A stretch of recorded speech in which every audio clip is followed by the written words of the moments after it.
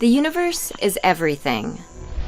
From the tiniest particles, to the largest galaxies, to the very existence of space, time, and life. But how did it all begin?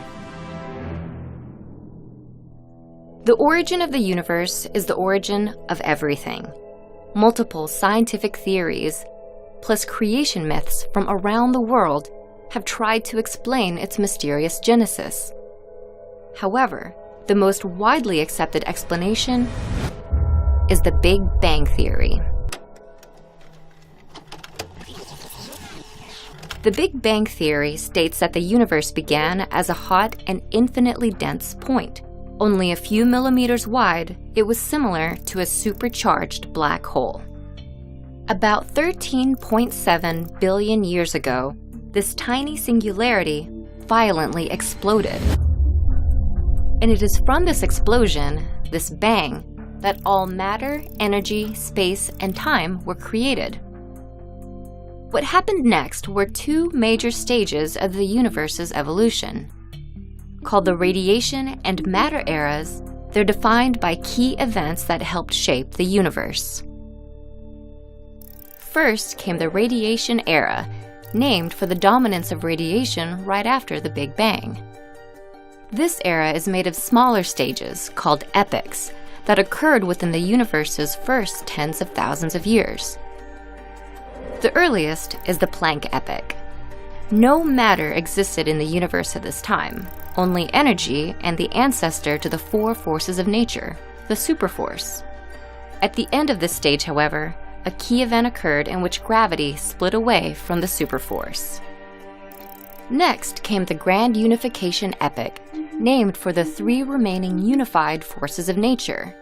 This epoch ended when one of those forces, called strong or strong nuclear, broke away. Then, the inflationary epoch began, during which the universe rapidly expanded.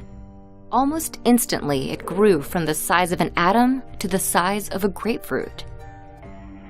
The universe at this time was piping hot, and it churned with electrons, quarks, and other particles. Then came the electroweak epoch, when the last two forces, electromagnetic and weak, finally split off. During the next stage, the quark epoch, all of the universe's ingredients were present. However, the universe was still too hot and dense for subatomic particles to form. Then, in the Hadron epoch, the universe cooled down enough for quarks to bind together and form protons and neutrons. In the lepton and nuclear epochs, the radiation era's last two stages, the protons and neutrons underwent a significant change. They fused and created nuclei. And in doing so, they created the first chemical element in the universe, helium. The universe's new ability to form elements, the building blocks of matter, cued the matter era. Much as the name suggests, the matter era is defined by the presence and predominance of matter in the universe. It features three epochs that span billions of years, the vast majority of the universe's lifespan, and includes the present day. The first was the atomic epoch. In this stage, the universe's temperature cooled down enough for electrons to attach to nuclei for the first time. Called recombination, this process helped create the universe's second element, hydrogen. This hydrogen, along with helium atoms, dotted the universe with atomic clouds.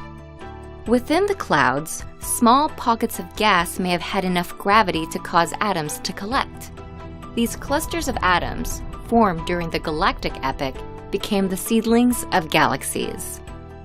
Nestled inside those galaxies, stars began to form. And in doing so, they cued the latest and current stage of the universe's development, the stellar epoch.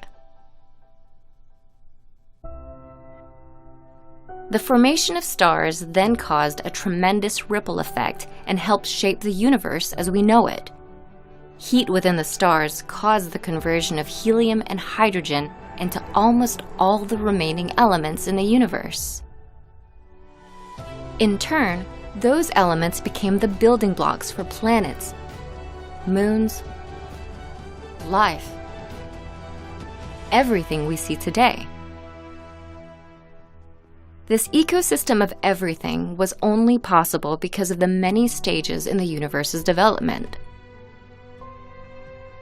While countless questions about the origins of our universe remain, it's only a matter of time for some long-sought answers to emerge.